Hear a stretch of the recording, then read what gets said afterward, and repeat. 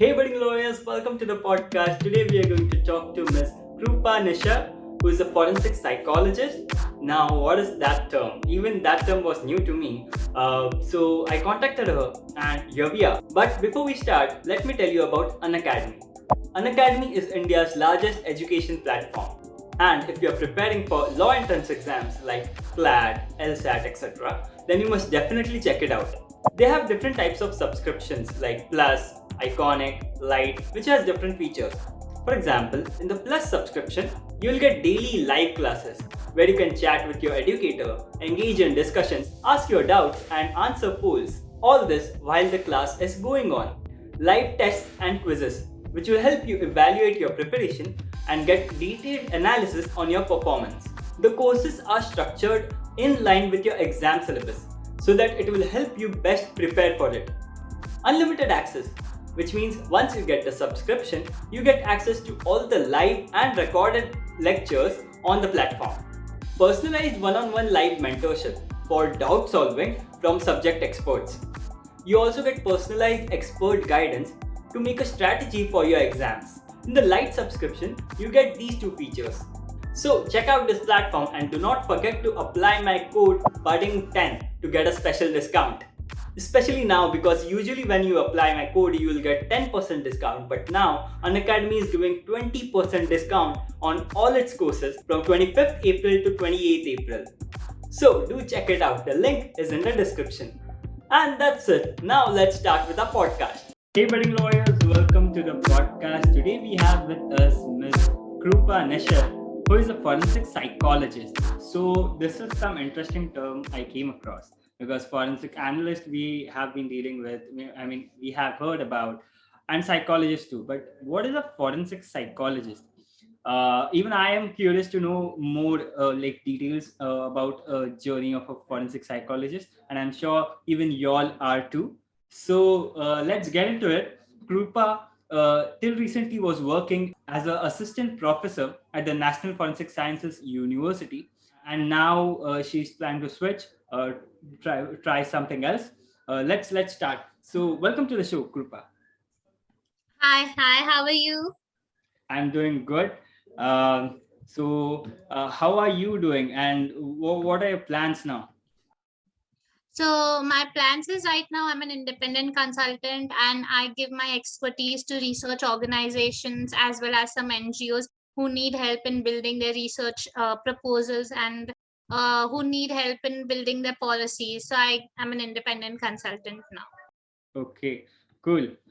So let's start from the basics because we most of us don't know what this field is about. Like, what is forensic psychology, and how is it different from being for you from being a forensic expert? So let me break the term for you first. Forensic psychology. So forensic is a forensic is derived from the Roman times. That is forensis. So they used to use the word forensis where the trials used to be conducted. Okay, so any term that joins with forensic becomes like the application of that field for helping in conduction of the trial. So we have forensic science. That means scientific principles helping in conduction of the justice or the trial. We have forensic biology, so biology helping in trial. The same way we have forensic psychology where we use and apply the principles of psychology to law. So we offer a variety of services. So there's a spectrum of services that we are involved in. So right from interviewing the suspects to helping the police in interviewing as well as getting them evidences, helping them get confession, as well as victim assistance, and also you can say counseling in the correctional homes, that is prisons. So helping the prisoners over there. So we are involved in a spectrum of services from labs, police stations, victims, lawyers, courts. So yeah, that is what forensic psychology is. Okay, there was too much of the definition was a bit in depth. So let's go step by step. Okay, so let's first Yes. understand what your daily schedule used to look like when you were working as a forensic psychologist. For let's say on any assignment for a prisoner who is currently under prison, like serving his So term? right now, because I was an assistant professor, we were not so much involved in on-field areas. We were mostly Right. involved in teaching. However, we were involved in research. So research can be in prisons, or research can be on forensic labs, instruments that we use in forensic labs. Research can be with the police. So our daily schedule looks like almost teaching, training of police officers, Indian and international, to help them understand what is forensic psychology, how they can use instruments in crime analysis, and researching with the students, guiding them. Also getting training forensic scientists of other labs in different instruments. So our schedule was more of teaching and guiding everybody as an assistant professor. Hmm. So this job profile was when you were working as an assistant professor at the Yes. university. But Yes. if I'm not wrong, you have worked with many other organizations like the state like Ministry of Home Affairs, Branch, Ahmedabad. So, what work did you do at these places, and how was your So, experience working? Yeah. yes. So basically, so I had done my master's in forensic psychology, and I post graduated in 2019 with a gold medal, and then I became an assistant professor immediately. So approximately 5 years I've spent in as a student and teaching others forensic psychology. Now, in these 5 years, I've been involved in various state organizations, as you correctly mentioned. So, if I have to start from the very beginning, I had interned at Sion Hospital, Mumbai, and where I got a chance to interact with clinical population to understand that what are those mental health problems that a patient or a client comes with, that can help me understand the criminal population as well. Then I Clinical population as well. so, for example, a lot of prisoners have a lot of depression, anxiety, because they stay in Hmm. jail or prison population. So, exposure at Sion Hospital gave me the right amount of information to understand what those problems can be or how I can deal with these problems. Then I also interned at Juvenile Home Dongri. So, Juvenile Home is majorly for it's not a prison, but it's a place for people who are below 18 years, children who are below 18 years who've Yeah. done crimes. Right. So they're not kept in a prison, but it's like a home. But with some restrictions. So I interned over there. So I interviewed the juveniles over there. I counseled the juveniles. I also visited some of their houses to understand how their home area is, or how their home facilities is, environment is, how it we can improve. I also visited some of their schools where they were studying like vocational training, so where they were learning about how to become an electrician or a plumber. So that is what I did as a forensic psychologist over there. Later than that, I interned at Krupa. So yeah, yeah. let's talk some more about these two, Yes. the organizations which you were working. Yeah. For example, in Sion Hospital. So Hmm. you said you were counseling prisoners who were under depression. No, counseling. So Yeah. Sion Hospital is normal hospital Hmm. where people like us, general public, comes with their own problems. Prisoners never come in Sion Hospital, but because there are clinical psychologists and counselors over there who help us understand what these problems are, because they're trained enough. So I got an exposure to work with them, which could help me apply that knowledge when I was in a prison setting. Okay. So Yeah. that job, like internship, was more for a psychology student rather than a forensic Yes. psychology. Okay. Yeah, it was more, it was basic, it was, you can say, clinical psychology Clinical internship. Yeah. psychology internship. Okay, Yeah. and in the juvenile justice home, a juvenile home, Home. so you were counseling those prisoners. I mean, juveniles, Children. children, Hmm. right? So tell us, like, can you explain what does a counseling session, how does it happen, and what questions do you ask them? what how does a juvenile justice home look like? Okay, can you give Okay, us an yeah, yeah. idea? So it's basically very simple, like a hostel. Okay, so Hmm. there is how a hostel looks like. There are rooms, and there are many rooms. But here we have only one big room where all the juveniles stay, and there is a male and a female section. And they have a specific routine to follow with a specific form of clothes to wear. There are no policemen around, so that the children don't are not afraid of the environment that they are in, or they're not afraid of the police over there. So police are in very civil code. There are NGOs working with juveniles so that they do not become offenders when they are in when they become an adult, so they continuously help them reform. And there is education happening over there. There are classes like pottery and plumbing and electrician. So there are many classes that go over there to help them reform or get them an education, because many of them are uneducated over there. So therefore that all things happen. So this is how a juvenile home looks like. Most of them come for robbery, kidnapping, phone snatching, chain snatching, and all of them. But some of them are very serious cases, like for example, if you've heard of the Nirbhaya case where there was an Right. adolescent. So one or two might be very severe of rape or assault cases. Otherwise, there are many minor offenses. Hmm. So the reformation process, you take part like through counseling them, right? Yes, so the social welfare department and the psychologists over there take contribute in the reformation. So how many sessions were you taking like in a day, and how many juveniles were under you for this So process? basically, I was not handling it alone, because I was still a student over there interning. So there was Right. already a counselor over there. So I was helping her, observing her, understanding her, sometimes asking questions.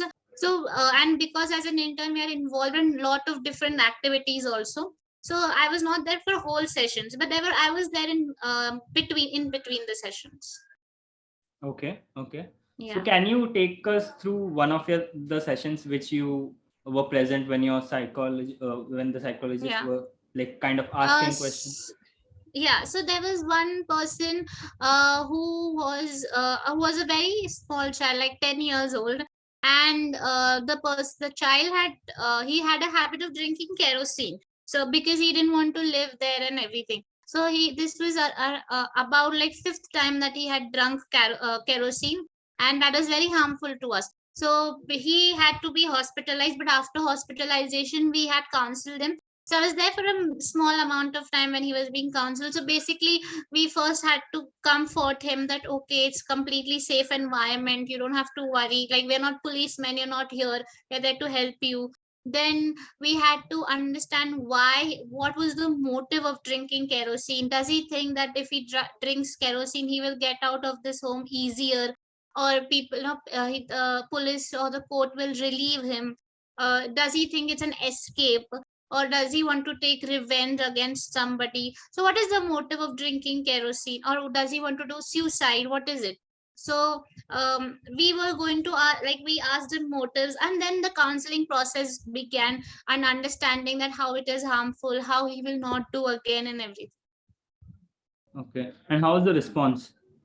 So I was not there for the entire session, but children are very malleable. So in the beginning, you might have some trust issues because they are children. But once you gain the trust of a child, then they start to listen to you and understand that okay, what is happening.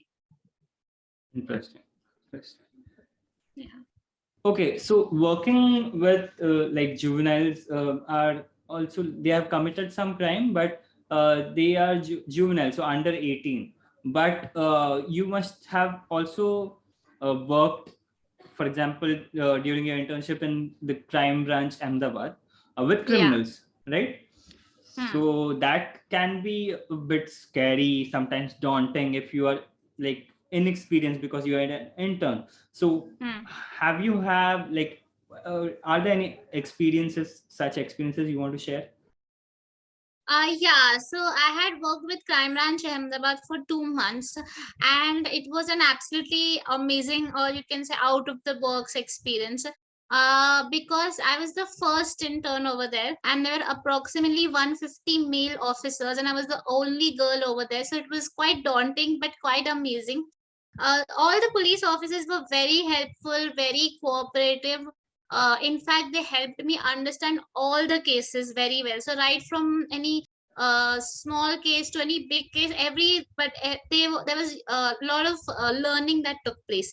So, for example, I saw a lot of cases as basic as robbery.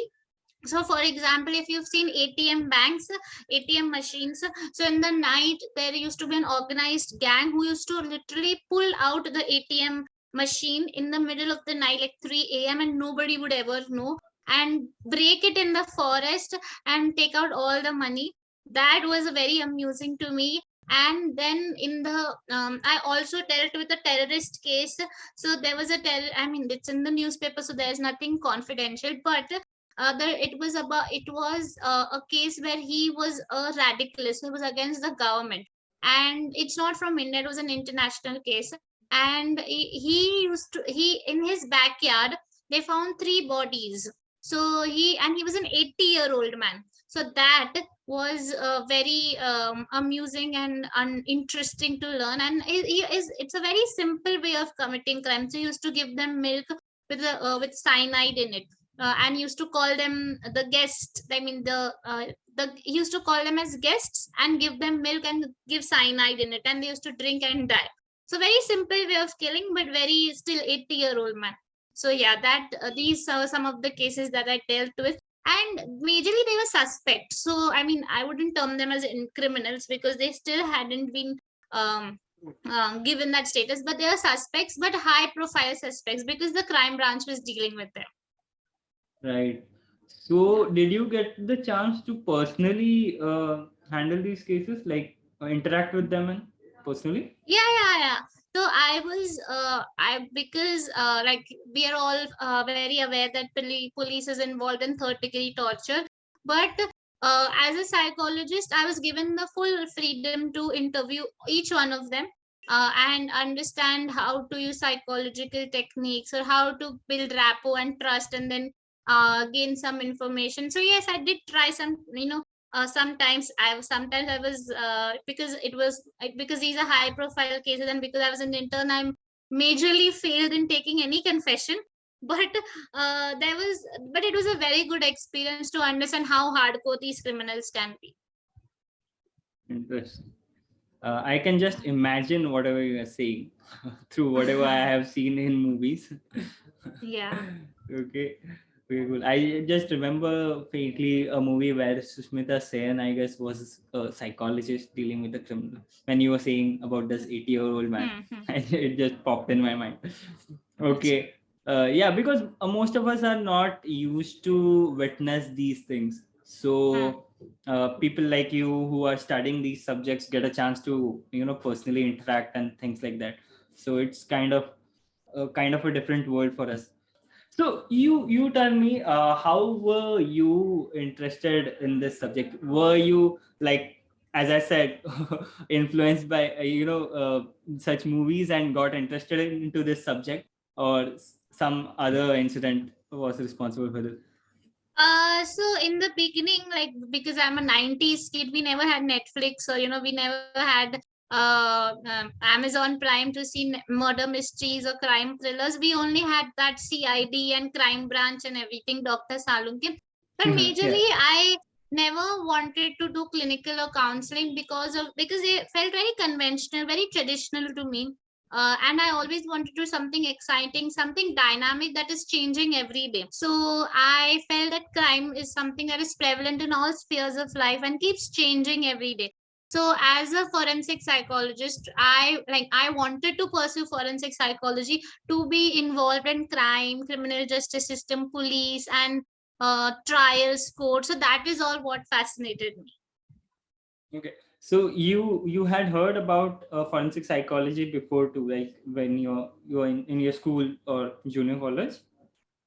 Not actually. I just understood that I had read it in somewhere in paper in Times of India somewhere someday, and that is when it struck me that okay, I have to do forensic psychology. But nobody and there was no course available in forensic psychology anywhere in India, and everybody used to tell me that you should go abroad and everything.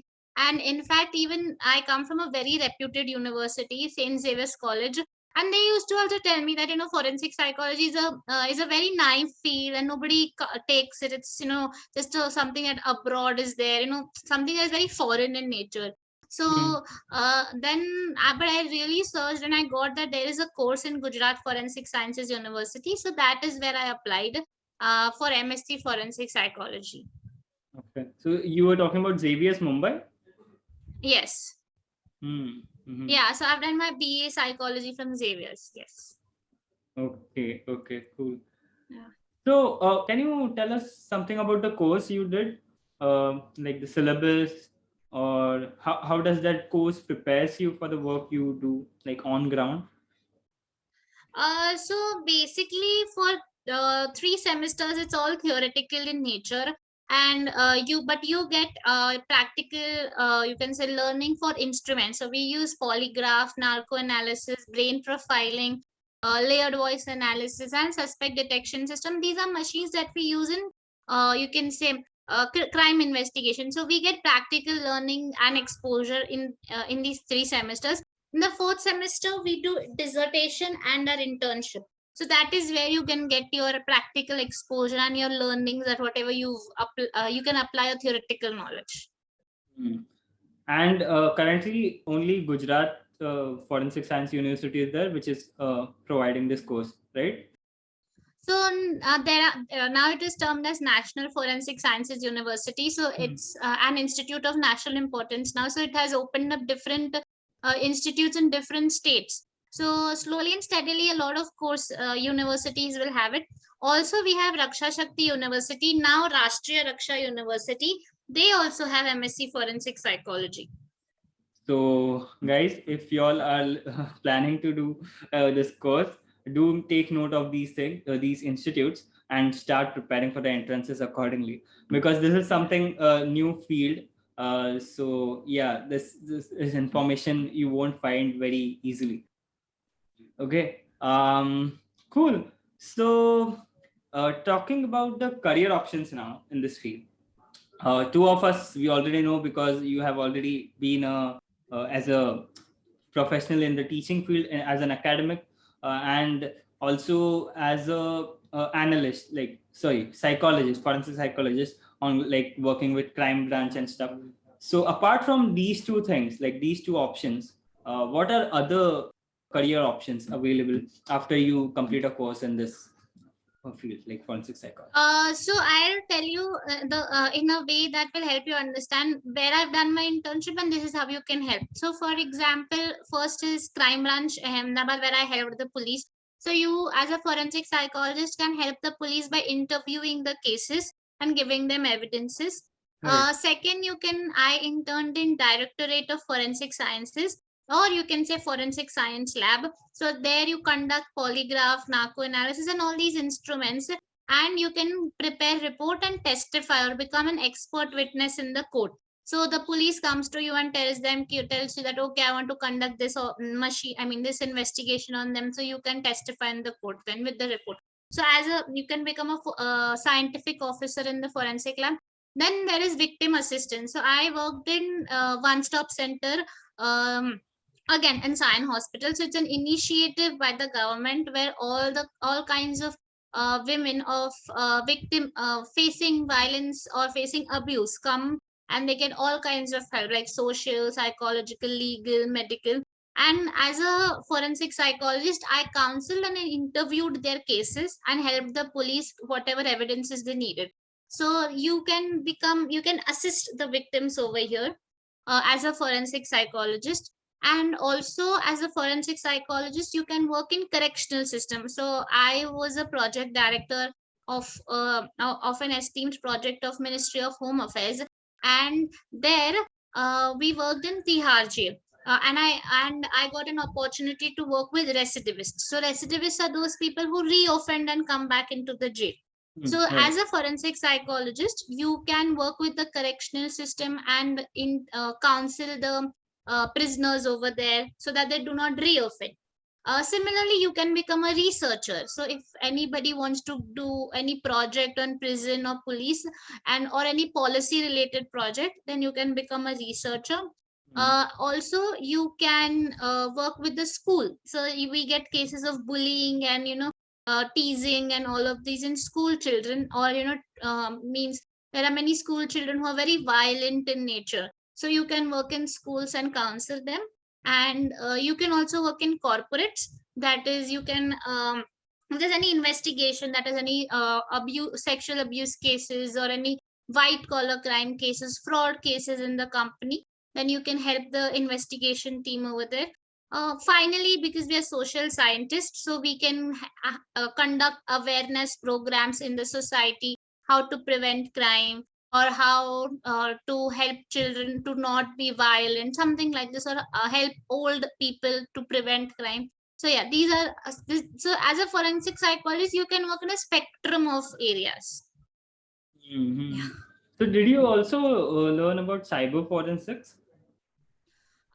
Yes, so I interned at Crime Branch Ahmedabad, which it has a lot of, you can say, divisions. So one is women's cell, one is cyber cell, one is terrorism cell, and everything. So one is cyber cell, where I interned for around 1 or 2 weeks, and there I did not learn about cyber forensics, but I was involved in interviewing and understanding the motives, or how they commit the crime of cyber criminals.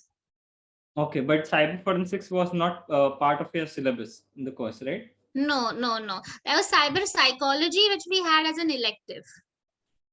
Okay, okay, okay.